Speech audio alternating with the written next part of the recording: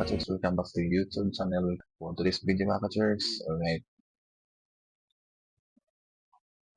manood tayo ng isang napakagandang awitin ni Carpenters mga ka-church. And together with the Carpenters, impersonator, Jean Jordan Abbey na mga ka-church. So, watch this.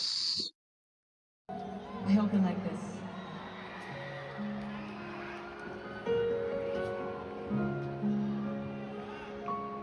We fell in love on the first night that we met. Together we've been happy. We feel in love.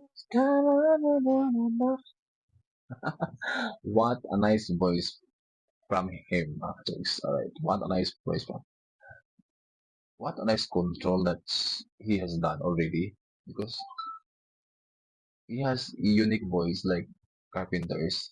And then I love the way paano niya ibigkas, no?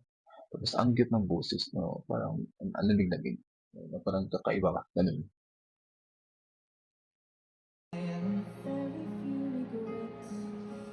The ordinary problems have not been hard to face.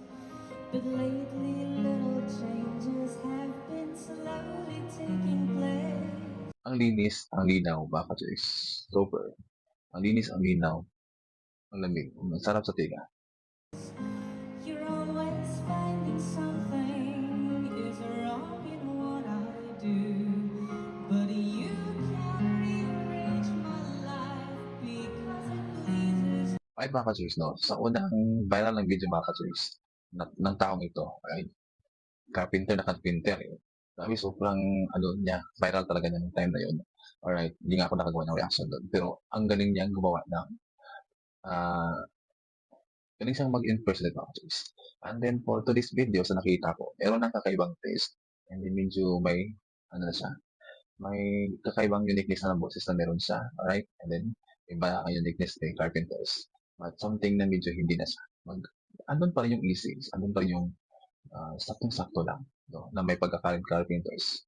Pero, parang tingin ko nilabas na yung ano niya, totoong siya, right? You've got to love me for what I am, for simply being me. Don't love me for what you intend, but hope that I will be. And if you're Pati yung range ng song, andun pa rin naman siya. Sakto pa rin din yung timpla niya. Pero may kakaiba na baka just, no? Medyo hindi na siya masyadong simple. Kumbaga, minodern niya yung song, alright? using me to feed your fantasy, you're really not in love, so let me go. I must be free. Sakto lang din yung hina ng kanta baka just. Hindi ka maboboard. Pero si Carpenter talagang makikinig kapag siya yung kumanta mga ka-church. Kasi nga, sa makalumang panahon, nung kabataan ko mga ka-church, mama ko mahilig sa gumawa itong music eh. And then, talagang papakikinggan mo ba kasi? And nakakatulog ka eventually, oo. So, sa kanya naman, yung tipo, andun pa rin yung essence, pero medyo dinagdagan niya ng timpla yung song mga ka-church. If what you want is a picture of me, pretend to keep you. Grabe naman kapula yung ilaw, parang araw ng mga puso. What am I to be? The picture of perfection is only in your mind. For all your expectations, love can never be designed. We that take each other forever. yung texture ng boses na mga ka-church, matamis. Matamis, no? Parang candy na pag-take mo, sobrang tamis. Sa kanya, sakto lang yung tamis. Pero matamis talaga sa pakinggan mo. Sweet na raking. Or leave the life we've made behind and make another start. Say with me. You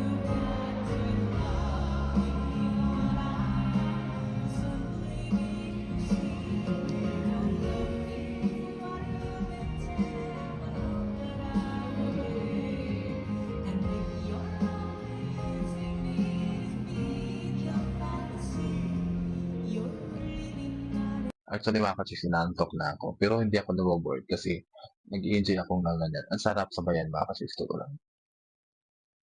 So let me go. I must be free.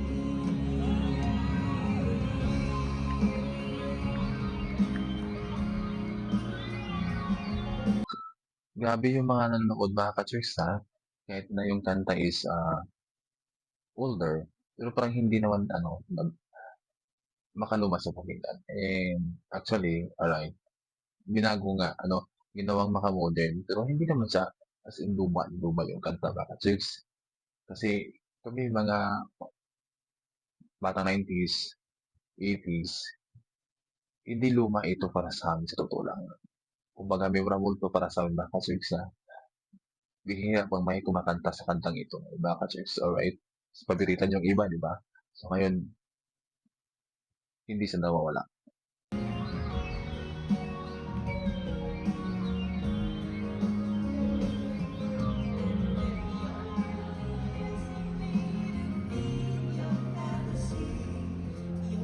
Laking impact to, mga ka-chicks, sa mga matatanda na kasi nga ito yung mga mahihilig ng music, ito yung mahihilig nilang pakinggan at parang ikakatuwa ba ng mga katulad kong 90s at yung mga mas matanda pa sa akin na kinakanta pa itong kantang ito, mga ka-chicks.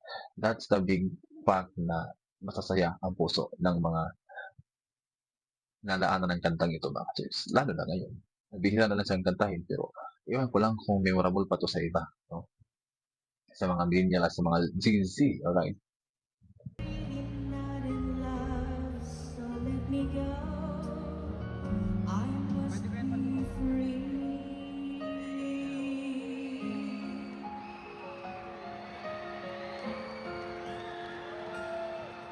You're not in love, so let me go. I must be free.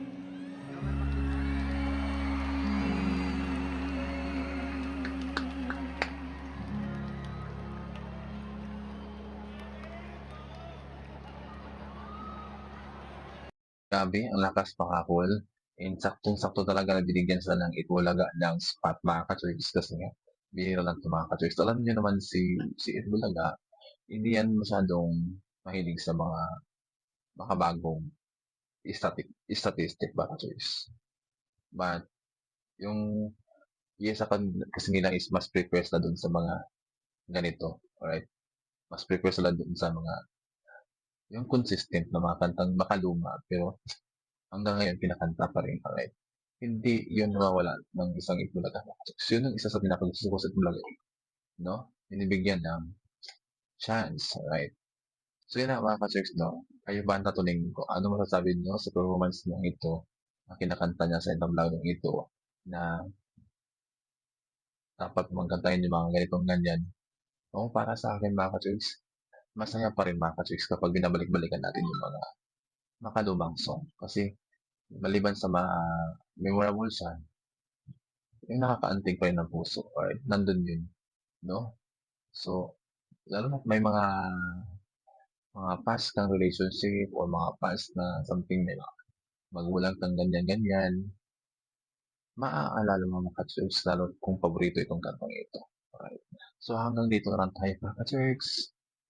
No, huwag kalimutan mag-subscribe, like, and share, kasi itong upload ko pa yung new uploaded videos. No, Mix TV.